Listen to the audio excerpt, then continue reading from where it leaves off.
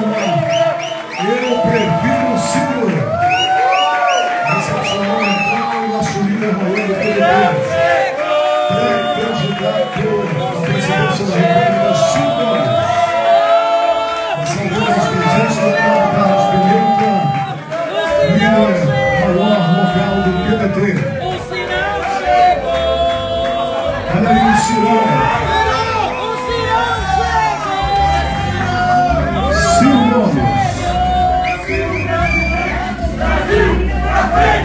Ciro presidente, Brasil pra frente! Ciro presidente, Brasil pra frente!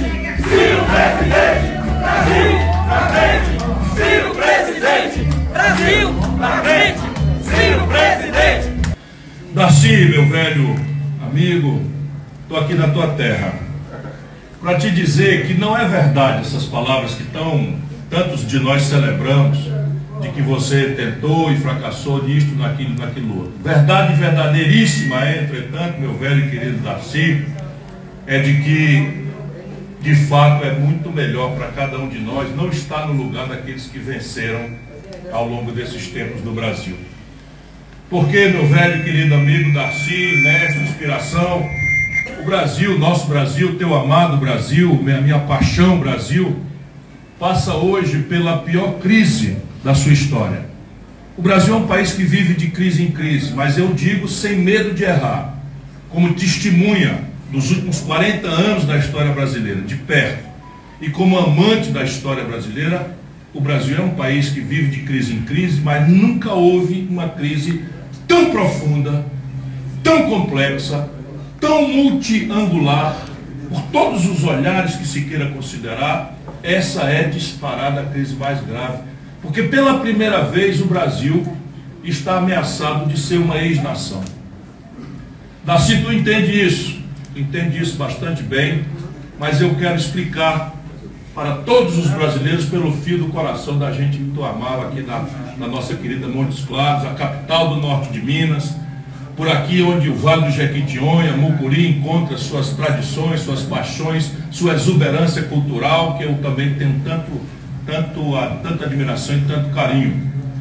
Olha, Darcy, 70 de cada 100 trabalhadores brasileiros ou estão abertamente desempregados, ou desistiram de procurar emprego, ou estão na mais vil e selvagem informalidade. É assim como as autoridades chamam a condição prática dos trabalhadores, homens e mulheres, que estão empurrados a uma jornada semanal de 60 a 70 horas, contra uma jornada legal de 44.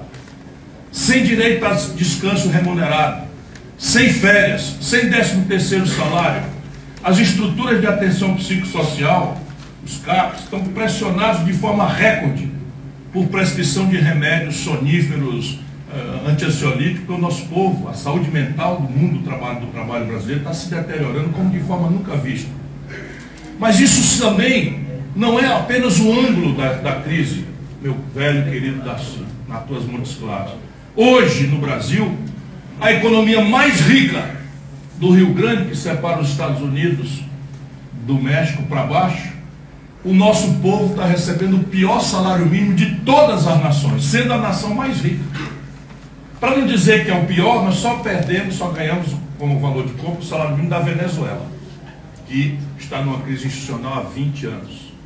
A renda média do nosso povo está no pior elemento do seu itinerário histórico. Hoje, um cidadão brasileiro com o pior salário mínimo em matéria de poder de compra dos últimos 20 anos, basta ganhar um salário mínimo e meio, já começa a pagar imposto de renda. Enquanto os super ricos do nosso país conseguiram uma institucionalidade que transformou o Brasil num paraíso fiscal dos super ricos. Olha, Darcy, meu velho professor, meu caro mestre, não há um olhar sequer. Quer olhar pelo lado das empresas? Porque nós aqui não cultivamos preconceito nenhum. Pelo lado das empresas, hoje 6 milhões de empresas brasileiras estão no Serasa. Serasa é o SPC das empresas, que quer dizer antessala da falência. 3 empregos por cada empresa dessa, nós estamos falando de 18 milhões de empregos com a faca no pescoço da antessala da extinção. Olha, no Brasil, nestes últimos 11 anos, pela primeira vez em 120 anos, nós não crescemos nada.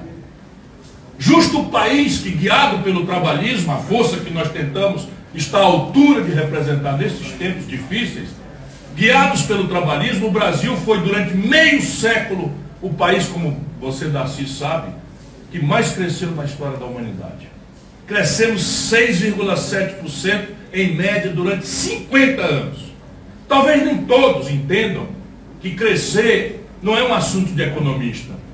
Crescer significa aumentar o bolo para poder compartilhar esse bolo com 2.500.000 bocas que nascem no nosso país por ano.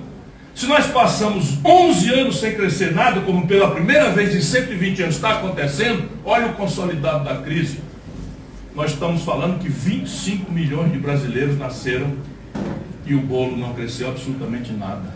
Um bolo que já é concentradamente como em nenhuma nação africana, tribal que seja, ou nenhum desses sultanatos árabes, onde perversidades institucionais, né, se apresentam, nenhum deles tem a selvageria de ter, como estamos tendo hoje no Brasil, 5 pessoas, 5, os dedos de uma mão, acumulando a renda e a fortuna dos 100 milhões de brasileiros mais pobres e de classe média. Ninguém no planeta Terra tem esta concentração, em que 1% dos brasileiros mais ricos tem mais de 1/3 de toda a riqueza do país e não paga imposto. Essa crise não foi produzida pelo episódio de fascismo ignorante, genocida, que hoje ocupa o Palácio do Planalto. Esse genocida, fascista, meu caro Darcy, ele é uma consequência de uma doença mais profunda e mais grave. E essa doença mais profunda e mais grave é que boa parte daquele pensamento a quem a história atribui a tarefa de guiar o debate, de disputar na cabeça do povo os valores de uma sociedade que tende ao egoísmo, tende ao consumismo, tende à destruição do planeta pelo consumismo exacerbado de modos de produção que estão matando o planeta Terra, que destrói a floresta, que mata comunidades tradicionais, que discrimina as mulheres, que mata, como em nenhum país do mundo, populações por razões de gênero, por razões de identidade, por razões de preferência, de orientação sexual.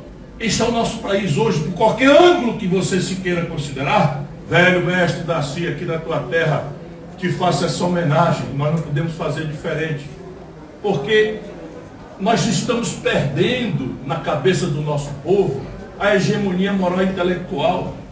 Parece ser uma abstração, mas é aí que se dá a luta contra o fascismo.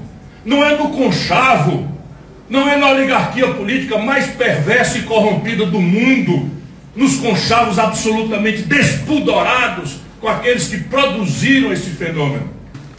Olha, Darcy, que diabo está acontecendo com a memória do povo brasileiro? Será que não é clara já a insustentabilidade desse modelo?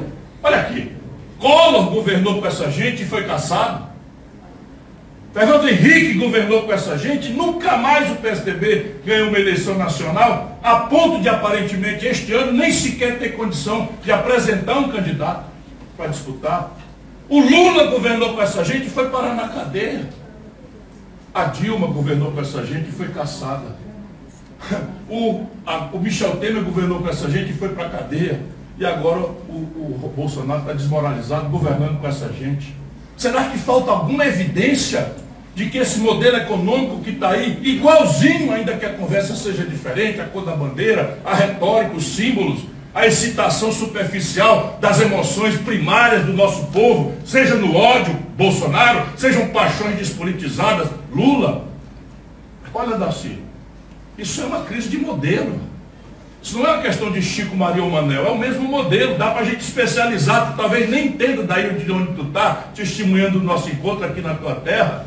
Câmbio flutuante, superávit primário, meta de inflação, teto de gastos, autonomia do Banco Central. É esta engenhoca que a elite, classe dirigente brasileira está cristalizando nas nossas instituições para fazer que o Estado brasileiro, de quem se espera a educação que preste, saúde que dê dignidade, segurança que dê paz ao coração das famílias assustadas do Brasil lá fora, que invista na infraestrutura, que lidere o desenvolvimento, que amplie a oportunidade de emprego, que qualifique a renda, porque o que põe a nação para crescer não são políticas sociais compensatórias, migalhas de um banquete em que bilhões, trilhões são entregues aos bancos e poucos milhões ou poucos bilhões distribuídos para atenuar a revolta e anestesiar a angústia do nosso povo pobre, miserável e deixado à sua própria sorte, cada vez mais morando ao relento nas ruas das grandes cidades, cada vez mais assustado porque as periferias estão dominadas pelo narcotráfico, pelas facções criminosas, ante a absoluta impotência do Estado brasileiro. Mas eu quero encerrar dizendo, olha, não se justifica a extensão dessa crise, porque o Brasil tem o primeiro, o segundo ou o terceiro lugar num pódio dos potenciais de riqueza que o mundo tem no planeta. Eu sou especialista, se posso dizer assim, como estudante, sempre me aprimorando, em matéria de desenvolvimento econômico. Se você olhar quais são as exigências para o desenvolvimento econômico, claro, o Brasil tem um retardo na sua agenda do século XIX. Ainda hoje estamos por fazer uma reforma agrária que pacifique o campo. Isso é uma agenda do século XIX. Temos uma trágica agenda do século XX, saneamento básico. 10 milhões de lares brasileiros não têm sequer água tratada. A gente, na pandemia, pedindo ao povo para lavar a mão, para lavar as mãos, para lavar com sabão, as pessoas não têm, na conta de 10 milhões de lares, não tem saneamento básico. Provavelmente aqui na periferia de Montes Claros, uma das cidades importantes do Brasil, esse testemunho será dado. Então é uma agenda do século XX, como é a questão da indústria. O Brasil está regredindo na agenda do século XX, que é o século de industrialização que nós fizemos e estamos desfazendo. E a agenda do terceiro milênio, a economia do conhecimento, o mundo digital, né, todas essas questões ambientais, tudo isso o Brasil está por fazer.